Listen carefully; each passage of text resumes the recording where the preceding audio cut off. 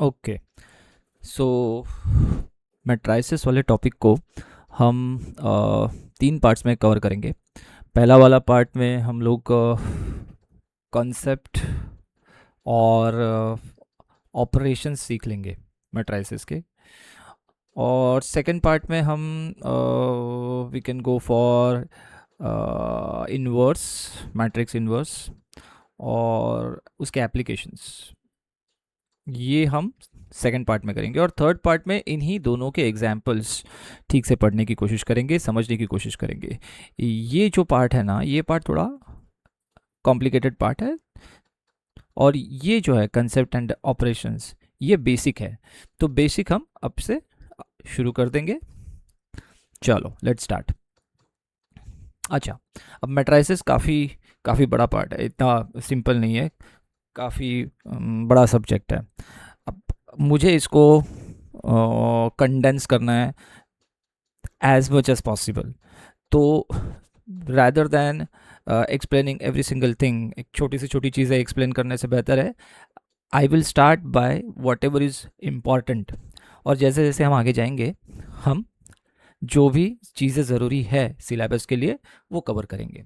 सो concept में सबसे पहले हम समझते हैं, कंसेप्ट में हम सबसे पहले लेंगे डेफिनेशन, क्योंकि ये तो बहुत इंपॉर्टेंट है। डेफिनेशन क्या होता है? डेफिनेशन मैट्राइसिस का काफ़ी सिंपल है। मैट्राइसिस होता है अरेंजमेंट। किस चीज़ का अरेंजमेंट? अरेंजमेंट। किस चीज़ का अरेंजमेंट करेंगे? अरेंजमेंट डेटा का। डेटा क्या होता है? Data can be numbers, data can be symbol, और data can be anything which you can mathematically manipulate. समझ में आ रहा है? सो कुछ भी हो सकता है, इक्वेशन भी हो सकता है, ट्रिग्नोमेट्रिक इक्वेशन हो सकता है, अलजेब्रिक इक्वेशन हो सकता है, so on and so fourth. इसको बोलते हैं डेटा। अब इस डेटा को मैं अरेंज करने वाला हूँ मैट्राइसिस में। कैसे करेंगे अरेंज? अरेंज करने के लिए दो तरीके हैं। एक है हॉरिजॉन्टल अरेंजमेंट, हॉरिजॉन्टल अरेंजमेंट, और दूसरी है वर्टिकल अरेंजमेंट। हॉरिजॉन्टल अरेंजमेंट को हम कहते हैं रोज और वर्टिकल अरेंजमेंट को हम कहेंगे कॉलम्स। सिंपल वर्ड्स में मैट्राइसिस क्या है? मैट्राइसिस रोज और कॉलम्स में बटा हुआ एक सिस्टम है या फिर एक रिप्रेजेंटेशन है। ठीक है, कितने रोज हमें चाहिए उतने रोज ले सकते हैं हम। तो सपोज मैं कहता हूँ हम m रोज ले रहे हैं, और कितने कॉलम्स यानी कि कितने वर्टिकल लाइंस ले सकते हैं हम? वर्टिकल अरेंजमेंट ले सकते हैं, लेट अस से n। सो n कॉलम्स ले सकते हैं, यानी कि ये जो मेरा मैट्रिक्स है ये बनेगा m rows and n columns के साथ। एंड को नॉर्मली मल्टीप्लिकेशन बोलते हैं लॉजिकली, तो इसीलिए हम इसको लिखते हैं मैट्राइसिस के नीचे लिख देते हैं उसकी ऑर्डर। ये होती है उसकी ऑर्डर। ऑर्डर क्या होती है? Number of rows multiplied by number of columns. So m rows and n columns, यानी कि ऑर्डर कितना हुआ? m cross n। ठीक है, अब m cross n number of rows और नंबर ऑफ कॉलम्स तो है, लेकिन m ऑर्डर से हमें और एक चीज़ पता चलती है, वो होता है total number of elements. Total number of elements, तो मैट्रिक्स में टोटल नंबर ऑफ एलिमेंट्स कितने होते हैं? m multiplied by n। Number of rows multiplied by number of columns is total number of elements. Elements क्या होता है? Data को जब हम रोज और कॉलम्स में अरेंज करते हैं ना, तो मैट्राइसिस के अंदर उसे एलिमेंट कहा जाता है। क्या कहते हैं उसको? एलिमेंट। सबको एक ही चीज से बुलाते हैं हम, एलिमेंट बोल देते हैं। सो मैट्राइसिस के अंदर ये सारी चीजें क्या हो जाती है? Elements. Total number of elements कितनी है? Total number of rows multiplied by total number of columns. ठीक है, इसका यूज क्या है? मैट्राइसिस में क्यों अरेंजमेंट करते हैं हम लोग इस तरीके से? सो दैट हम उस डेटा को स्टोर कर सकते हैं और मैनिपुलेट कर सकते हैं जब भी हमें ज़रूरत पड़ेगी तब। स्टोरेज बहुत सिंपल हो जाती है, डेटा विजुअली काफ़ी ईजी हो जाता है समझने और पढ़ने के लिए, और एट द सेम टाइम उसको मैनिपुलेट भी करना बहुत ईजी हो जाता है। कैसे? इस बिकॉज हम लोग रोज और कॉलम्स में उसको ठीक से रखने वाले हैं। हर एक रो को हम रो का नाम दे देंगे, let us say row number 1, row number 2, row number 3, और कॉलम को हम बोलेंगे column number 1, column number 2, column number 3।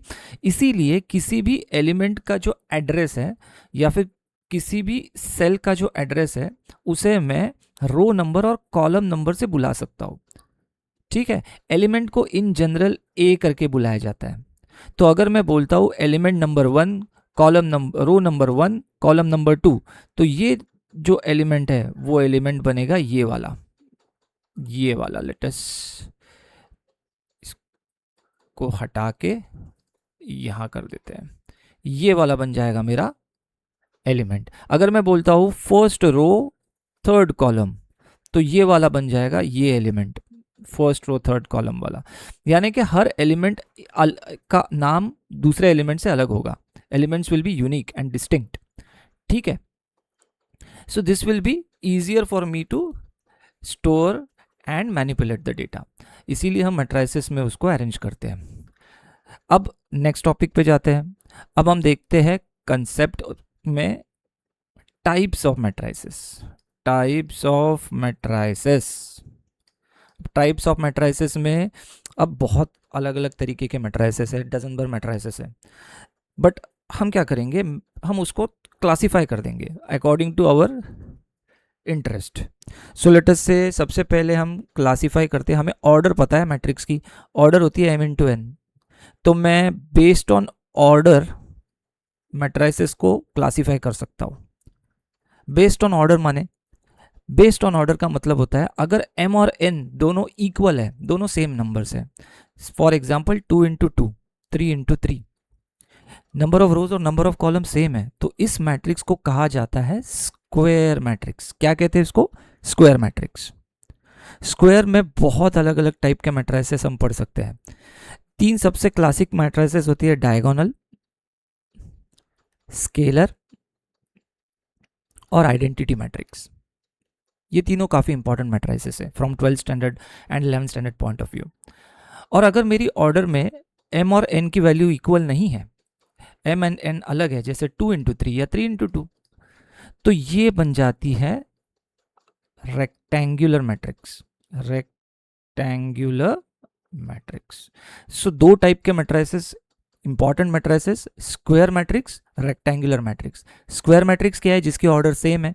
Rectangular matrix क्या है? जिसकी ऑर्डर अलग है। तो मैं यहां लिखता हूं स्क्वायर मैट्रिक्स वो है जिसमें m और n की वैल्यू सेम है। ओए, n की वैल्यू सेम है। और रेक्टेंगुलर वो है जिसमें m और n की वैल्यू सेम नहीं है, डिफरेंट है। ठीक है, रेक्टेंगुलर में 2 तरीके की कॉमन टाइप की मैट्रिसेस आती है। एक को बोलते हैं रो मैट्रिक्स, एक को बोलते हैं कॉलम मैट्रिक्स, और एक होती है जिसमें नंबर ऑफ रोज और नंबर ऑफ कॉलम्स कुछ भी हो सकती है। ठीक है, रो मैट्रिक्स क्या होती है? जिसमें सिर्फ और सिर्फ एक ही रो है। रोज को मैं m से बुला रहा हूं, इसीलिए मैं बोलता हूं रो मैट्रिक्स की खासियत यह है कि उसमें m जो है वो 1 है। कॉलम मैट्रिक्स में नंबर ऑफ कॉलम्स जो है वो 1 होता है, यानी कि n की वैल्यू 1 होती है। रो मैट्रिक्स में रो नंबर 1 होता है, उसके आगे रो नहीं होता। कॉलम कुछ भी हो सकता है, सो मैं ऐसा बोल सकता हूँ A11, A12, A13, so on and so fourth. Columns कितने भी हो सकते हैं, रोज एक ही है, फर्स्ट रो। कॉलम मैट्रिक्स में उल्टा है, कॉलम मैट्रिक्स में कॉलम एक हो सकता है, रो अनेक। यानी कि मैं बोल सकता हूँ A11, A21, A31, so on and so fourth. ये होता है रो एंड कॉलम मैट्रिक्स। और दूसरी मैट्रिसेस जो होती है उसमें कुछ भी हो सकता है, 2 रोज 3 columns, A11, A12, A13, A21, A22, A23। ठीक है, अब आते हैं स्क्वायर मैट्रिक्स के ऊपर, जो काफ़ी इंपॉर्टेंट मैट्रिक्स है। स्क्वायर मैट्रिक्स में नंबर ऑफ रोज और नंबर ऑफ कॉलम्स इक्वल होते हैं। इसमें सबसे क्लासिक मैट्रिक्स जिसको बोलते हैं मैट्रिक्स ऑफ ऑर्डर 2।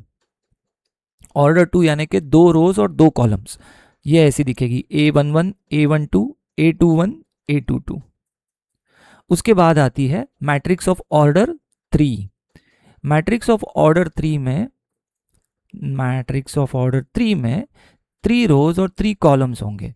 तो इसको हम लिखेंगे A11, A12, A13, A21, A22, A23, A31, A32, A33। ठीक है, first row first element, first row second element, first row third element, second row first element, second row second element, second row third element, third row first element, third row second element and third row third element. Clear है? तो ये होती है matrix of order 3 और ये ऊपर वाली है मैट्रिक्स ऑफ ऑर्डर 2। अब इन दोनों में 3 तरीके की मैट्रिसेस बनती है नॉर्मली। एक होता है डायगोनल मैट्रिक्स, ये स्पेशल है, diagonal scalar identity. Diagonal matrix क्या होगी? जिसमें डायगोनल एलिमेंट्स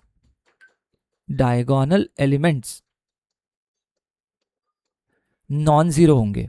अब डायगोनल एलिमेंट्स क्या होते हैं? डायगोनल एलिमेंट्स वो एलिमेंट्स होते हैं जिसमें रो नंबर और कॉलम नंबर सेम होता है। अब m तो टोटल नंबर ऑफ रोज है, n total number of columns है, इसीलिए मैं m और n की जगह पे स्पेसिफिक रो को i से बुलाता हूँ, रो नंबर को मैं i से बुलाता हूँ, और एक स्पेसिफिक कॉलम की जब मैं बात करता हूँ ना मैट्रिक्स में, तब मैं उसको j से बुलाता हूँ। तो इसके बाद हम याद रखेंगे मैट्रिक्स, किसी भी मैट्रिक्स की एलिमेंट को हम ए आई जे करके बुलाएंगे। आई रो नंबर होगा, जे कॉलम नंबर होगा। और अगर मैं उस एलिमेंट के बाजू में ये स्क्वायर ब्रैकेट डालता हूं, तब बनती है मेरी जनरल मैट्रिक्स की सिंबल। तो मैट्रिक्स ए ऐसा दिखेगा। ओके, आई जे क्या होगा? I will be row number I, J will be row column number J. अगर मेरा आई और जे इक्वल है, यानी कि अगर मेरा आई 1 है तो जे भी 1 है, तो मुझे एलिमेंट मिलता है A11। ये हो गया पहला element, first row first column. दूसरा, अगर मेरा आई और जे की वैल्यू दोनों 2 है तो मुझे मिलता है A22। ये होता है ये वाला element, second row second column. और तीसरा होता है थर्ड रो थर्ड कॉलम। ये जो 3 एलिमेंट्स हैं इनको कहते हैं डायगोनल, मैट्रिक्स की प्रिंसिपल डायगोनल। इन तीनों को मिला के बनती है डायगोनल। इस डायगोनल के नीचे और ऊपर के एलिमेंट्स अगर जीरो है, इस डायगोनल के नीचे और ऊपर के एलिमेंट्स अगर जीरो है, तो ऐसी मैट्रिक्स को हम कहेंगे डायगोनल मैट्रिक्स। क्या कहेंगे इसको? Diagonal matrix. ठीक है। अब इसी से बनती है दूसरी मैट्रिक्स। अगर मेरा ए आई जे, जिसमें आई और जे की वैल्यू इक्वल है, यानी कि डायगोनल एलिमेंट्स, अगर मेरे डायगोनल एलिमेंट्स की सारे के सारे सेम है। अब डायगोनल एलिमेंट्स अलग अलग हो सकते थे, लेकिन अगर वो सारे के सारे सेम है, तो ऐसी मैट्रिक्स को, ऐसी डायगोनल मैट्रिक्स को कहा जाएगा स्केलर मैट्रिक्स। क्या कहेंगे इसको? Scalar matrix. तो स्केलर मैट्रिक्स क्या होती है? जिसमें सारे के सारे डायगोनल एलिमेंट्स सेम होते हैं, इक्वल होते हैं। और इसी से बनती है एक स्पेशल मैट्रिक्स, जिसमें k की वैल्यू होती है 1, यानी कि सारे के सारे डायगोनल एलिमेंट्स 1 और नॉन डायगोनल एलिमेंट्स 0। इस मैट्रिक्स को कहा जाता है, इसको अलग कलर देते हैं क्योंकि ये बहुत ही इंपॉर्टेंट मैट्रिक्स है। इसको कहते हैं आइडेंटिटी मैट्रिक्स। क्या कहते हैं इसको? Identity matrix. आइडेंटिटी मैट्रिक्स क्या होती है? जिसके सारे एलिमेंट्स 1 है और जिसके सारे डायगोनल एलिमेंट्स 1 है और नॉन डायगोनल एलिमेंट्स 0 है। अगर मैं इस मैट्रिक्स का डिटर्मिनेंट लूंगा, डिटर्मिनेंट पता होगा आपको, 10th स्टैंडर्ड में पढ़ा है। अगर मैं इस मैट्रिक्स का डिटर्मिनेंट लूंगा तो उसका डिटर्मिनेंट 1 आएगा। तो आइडेंटिटी मैट्रिक्स का डिटर्मिनेंट 1 आता है। ठीक है। और diagonal matrix, non diagonal matrix यानी कि डायगोनल मैट्रिक्स, इसका डिटर्मिनेंट आता है multiplication of number of diagonal elements. ठीक है। तो ऑब्वियसली स्केलर मैट्रिक्स का क्या रहेगा? सेम, डायगोनल एलिमेंट्स का मल्टीप्लिकेशन। ठीक है। आइडेंटिटी मैट्रिक्स का डिटर्मिनेंट हमेशा 1 होता है। क्लियर हो गया? तो ये तीनों मैट्रिक्स कौन सी है? स्क्वायर मैट्रिक्स के special type of square matrices. Normal square matrix कुछ भी हो सकती है। नॉर्मल स्क्वायर मैट्रिक्स को मैं ऐसा लिख सकता हूँ, ये ले 1 2 3 4 5 6 10 11 12, ये हो गई नॉर्मल स्क्वायर मैट्रिक्स। ठीक है। अब हम जाते हैं दूसरे टाइप ऑफ क्लासिफिकेशन पे। अब पहला वाला क्लासिफिकेशन क्या था? Based on order. अब दूसरा क्लासिफिकेशन होगा बेस्ड ऑन एलिमेंट्स। दूसरा क्लासिफिकेशन क्या है? Based on elements, element based. इसमें 4 टाइप के मैट्रिसेस काफी इंपॉर्टेंट है। पहला वो है, अब एक चीज आपको याद रखनी होगी, किसी भी एलिमेंट को हम बुलाते हैं ए आई जे से। ओके, आई क्या होगा, रो नंबर, जे क्या है, कॉलम नंबर। एक बार ये क्लियर हो गया। अब मैं आपको बताऊं, तो अगर ए आई जे में आई और जे की वैल्यू जो भी रहे, अगर ये वाला एलिमेंट, ए आई जे वाला एलिमेंट ए जे आई के साथ मैच कर रहा है, सिंपल क्लासिक एग्जाम्पल लेते हैं, अगर आई की वैल्यू 1 है और जे की वैल्यू 2 है, तो मेरा ए आई जे क्या हो गया, A12। और ये एलिमेंट कौन सा है, A12 वाला एलिमेंट, A12 वाला एलिमेंट है यहां पर, ये वाला एलिमेंट, A12 वाला एलिमेंट। अगर ये वाला एलिमेंट ए जे आई से कॉमन है, जे का वैल्यू क्या था 2, आई क्या था 1, यानी कि ए जे आई क्या होगा A21। तो अगर A12 is equal to A21, similarly अगर i की वैल्यू 1 होती और j की वैल्यू 3 होती, तो मुझे मिलता A13। और अगर ये A13 है तो AJI क्या होगा, A31। तो अगर A13 और A31 भी सेम है, A13 कहाँ है भाई, A13 है यहाँ पर, A31 है यहाँ पर, तो ये दोनों एलिमेंट्स भी सेम है। सिमिलरली A23 और A32 ये दोनों भी सेम है, यानी कि ये, यानी कि डायगोनल एलिमेंट्स के ऑपोजिट साइड में लाइन में आने वाले जो एलिमेंट्स है ना, वो सेम है। ऐसी मैट्रिक्स को कहते हैं सिमेट्रिक मैट्रिक्स। क्या कहते हैं इसको, सिमेट्रिक मैट्रिक्स। सिमेट्रिक मैट्रिक्स क्या होती है, जिसमें ए आई जे और ए जे आई सेम होता है, special type of matrix, symmetric matrix. Symmetric matrix क्या होती है, जिसमें A I J is equal to A J I same है। अगर ऐसा है कि इस मैट्रिक्स में ए आई जे और ए जे आई सेम है लेकिन साइन ऑपोजिट है, ठीक है, साइन ऑपोजिट है, साइन ऑपोजिट का मतलब क्या हो गया, ए जे आई और ए आई जे ऑपोजिट की, अगर एक प्लस है तो एक माइनस है, तो अगर A12 प्लस है तो A21 माइनस है, A13 माइनस है तो A31 प्लस है।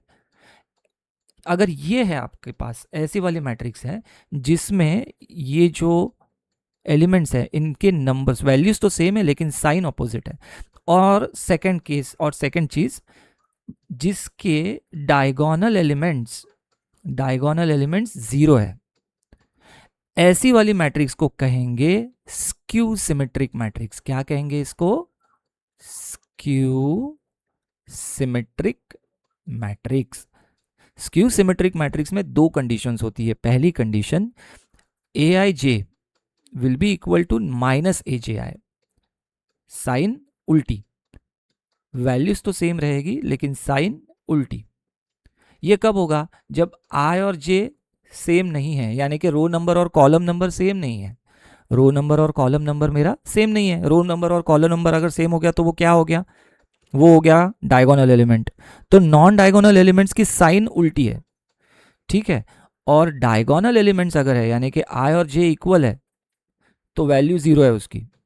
ऐसे मैट्रिक्स को कहते हैं स्क्यू सिमेट्रिक मैट्रिक्स। एग्जाम्पल लिखूं तो ये वाला मैट्रिक्स में यहाँ पे कॉर्नर में लिखता हूँ ऑरेंज कलर में, नॉन डायगोनल एलिमेंट्स छोड़ के डायगोनल एलिमेंट्स जीरो हो गए, और अगर ये 1 है तो ये -1 है, ये 2 है तो ये -2 है, ये 3 है तो ये -3 है। ये वाली जो मैट्रिक्स है ना, इसे कहेंगे स्क्यू सिमेट्रिक मैट्रिक्स, ठीक है, इनकी साइन ऑपोजिट है और डायगोनल एलिमेंट्स जीरो है, ठीक है। सिमेट्रिक और स्क्यू सिमेट्रिक मैट्रिक्स क्लियर हो गया। अब आते हैं थर्ड टाइप ऑफ मैट्रिक्स पे, इसे कहते हैं ट्राइंगुलर मैट्रिक्स। कौन सा कलर यूज करूं, ये वाला कलर यूज करता हूं, ब्लैक वाला कलर यूज करते हैं।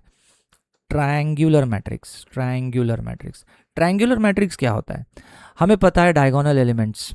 डायगोनल एलिमेंट्स को कैसे लिखते हैं, A I J where I is equal to J. अगर डायगोनल एलिमेंट्स, अगर किसी मैट्रिक्स में डायगोनल एलिमेंट्स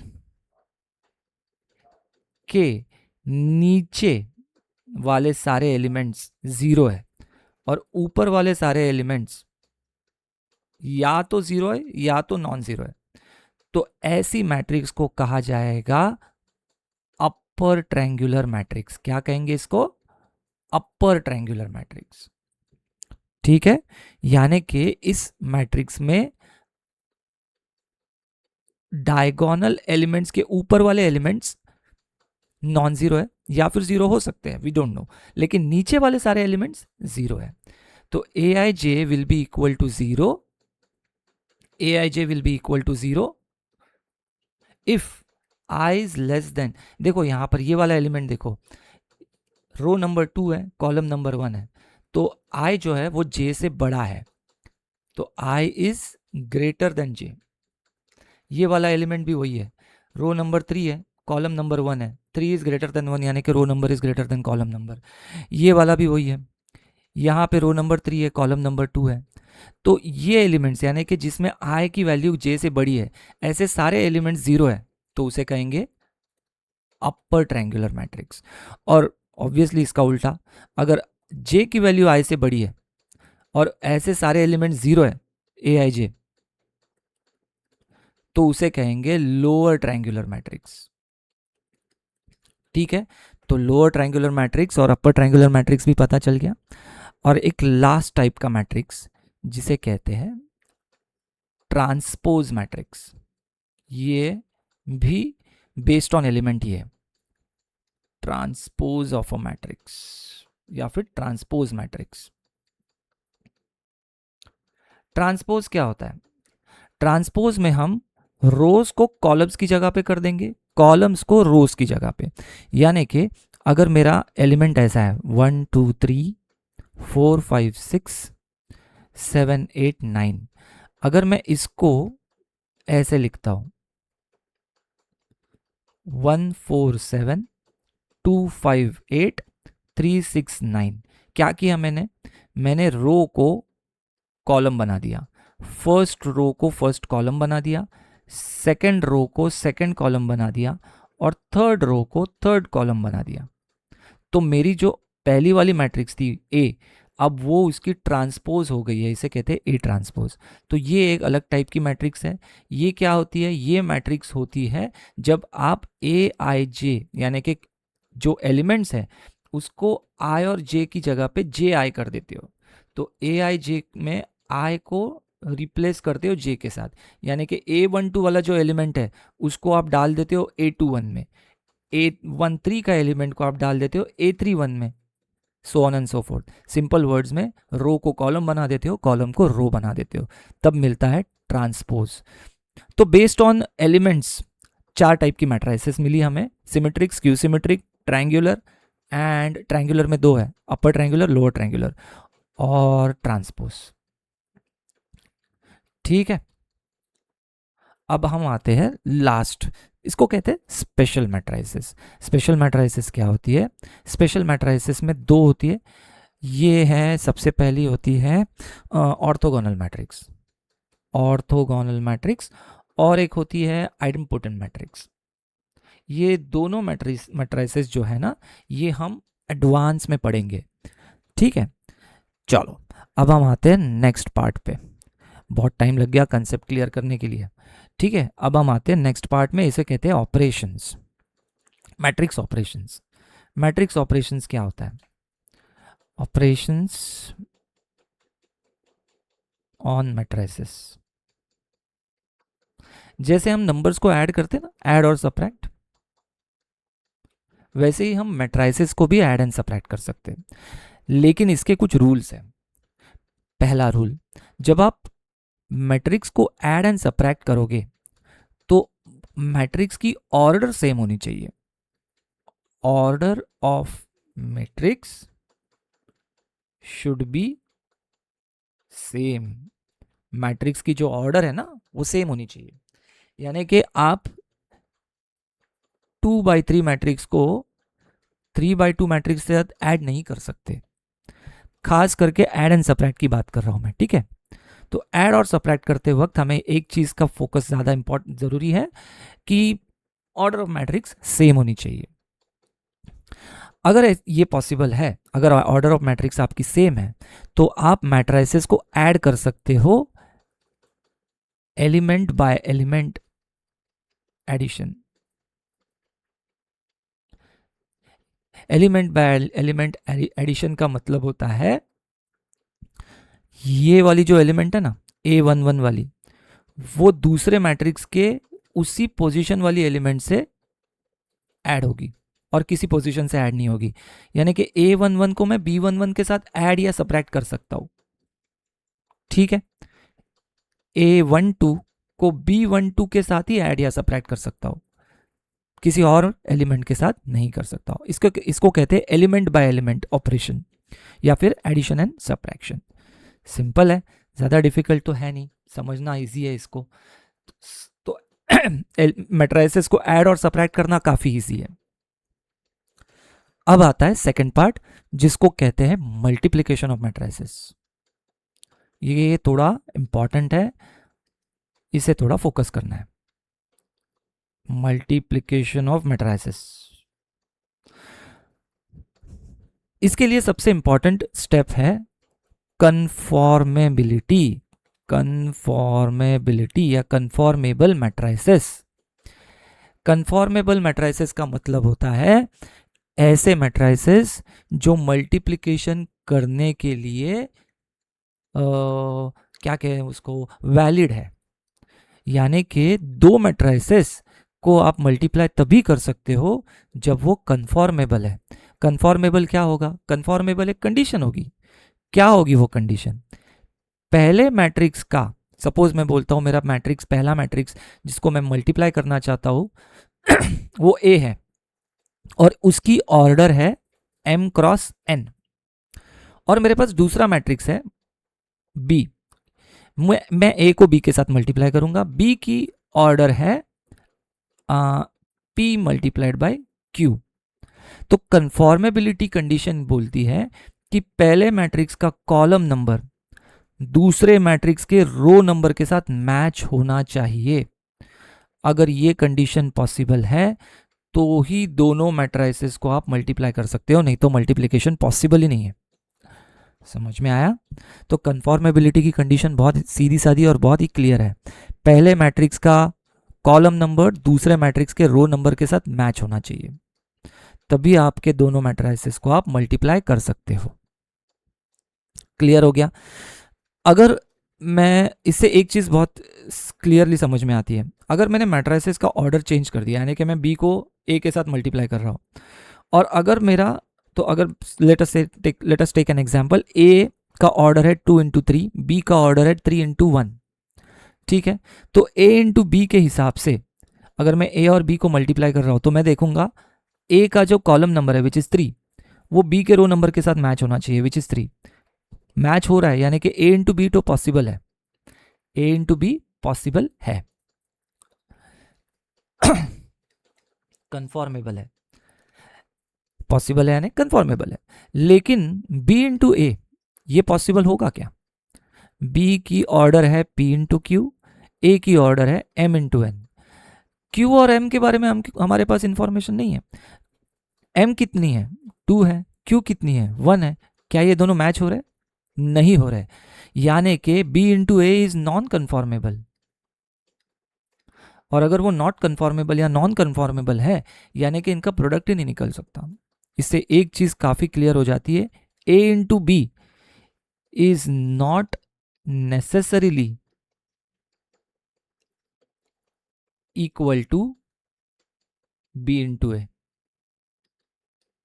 बहुत ही important condition, A into B is not necessarily equal to B into A, यानी कि A इंटू बी का आंसर B इंटू ए के साथ मैच होगा ही, इसकी कुछ वारंटी नहीं है, गारंटी नहीं है। क्लियर हो गया? अब हम इसके बारे में बात नहीं करेंगे क्योंकि नॉन कन्फॉर्मेबल मैट्रिसेस की हमें, सॉरी, इसके बारे में हम बात नहीं करेंगे बिकॉज ये कुछ ज़रूरी नहीं है। ज़रूरी है कन्फॉर्मेबल मैट्रिसेस। देखते हैं दो मैट्रिसेस अगर कन्फॉर्मेबल है तो उनका मल्टीप्लिकेशन कैसे होता है। Let us take an example, 1 2 3 4 को मल्टीप्लाई करते हैं 4 3 2 1 के साथ।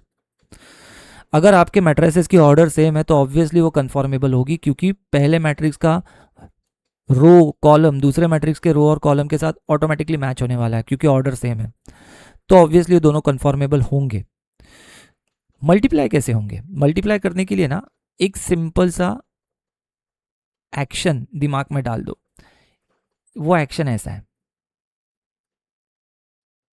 ये तरीका है, यानी कि पहले मैट्रिक्स का पहला रो दूसरे मैट्रिक्स के पहले कॉलम के साथ मल्टीप्लाई होगा एलिमेंट बाय एलिमेंट, यानी कि ये जो 1 है ना, ये 4 के साथ पहला मल्टीप्लाई होगा। ये जो 1 है ना, ये 4 के साथ पहले मल्टीप्लाई होगा और आंसर आएगा 1 इंटू 4 प्लस ये जो बचा हुआ सेकंड एलिमेंट है, कौन सा है, 2। ये 2 मल्टीप्लाई होगा इस कॉलम के दूसरे एलिमेंट के साथ विच इज 2, और ये बनेगा 2 इंटू 2, और इन दोनों का जो भी प्रोडक्ट है वो ऐड होगा, तब मिलेगा मुझको आउटपुट प्रोडक्ट वाला मैट्रिक्स का पहला एलिमेंट। समझ में आया? तो ये होगा आपका पहला एलिमेंट। अब दूसरा एलिमेंट क्या होगा? दूसरा एलिमेंट के लिए आपको, दूसरे वाले एलिमेंट के लिए आपको देखना पड़ेगा ये वाली लाइन को, फर्स्ट रो सेकंड कॉलम। समझ में आया? First row second column. अब इसका आंसर आएगा 1 इंटू 3 प्लस 2 इंटू 1। क्लियर है?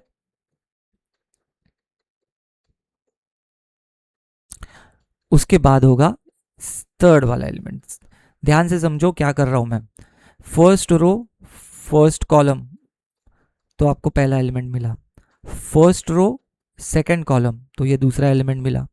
अब मैं आ रहा हूं नीचे सेकंड रो पे, तो पहले मैट्रिक्स का सेकंड रो मल्टीप्लाई होगा दूसरे मैट्रिक्स के फर्स्ट कॉलम के साथ, element by element, 3 into 4 plus 4 into 2, और जो लास्ट वाला एलिमेंट है वो होगा 3 इंटू 3 प्लस 4 इंटू 1। क्लियर हो गया? कुछ डाउट है? तो अब इसका आंसर हम लिखेंगे 4 प्लस 4, 3 प्लस 2, 12 प्लस 8, 9 प्लस 4। तो आंसर आएगा 8, 5, 20 और 13। क्लियर है? ये होता है मैट्रिक्स मल्टीप्लिकेशन। क्लियर है?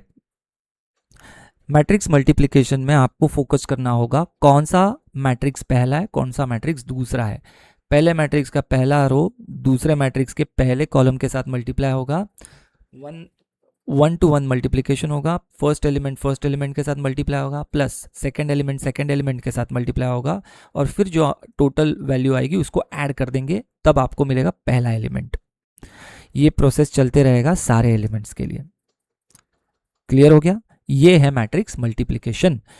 3x3 के मल्टीप्लिकेशन के लिए भी हम सेम मेथड यूज करेंगे। पहले मैट्रिक्स का पहला रो दूसरे मैट्रिक्स के पहले कॉलम के साथ मल्टीप्लाई होगा। उसके बाद पहले मैट्रिक्स का पहला रो दूसरे मैट्रिक्स के दूसरे कॉलम के साथ मल्टीप्लाई होगा। उसके बाद पहले मैट्रिक्स का पहला रो दूसरे मैट्रिक्स के तीसरे कॉलम के साथ मल्टीप्लाई होगा, और तब जाके आपको 3 एलिमेंट्स मिलेंगे, ये पहला, ये दूसरा और ये तीसरा। फिर आप आओगे नेक्स्ट रो पे, सेम प्रोसीजर, तो आपको ये वाला रो मिलेगा, और फिर आप आओगे थर्ड रो पे, सेम प्रोसीजर। क्लियर है? इतना याद रखो, 60% मैट्रिसेस का कवर हो गया, टेंशन नहीं है। इसी की प्रैक्टिस करो तो कम से कम 60% तो टॉपिक समझ में आ जाएगा। सेकेंड पार्ट में हम उसके 2 सबसे इंपॉर्टेंट चीजें पढ़ेंगे, मैट्रिक्स के इनवर्स एंड एप्लीकेशंस। क्लियर है? अगर आपको ये वीडियो थोड़ी स्लो लगी हो तो 1.5x पे जाके स्पीड करके यूट्यूब पे चला दीजिए, ठीक है? फिर राम भरोसे। चलो एनीवेज, मिलते हैं हमारे नेक्स्ट पार्ट में। Take care, see you, bye bye.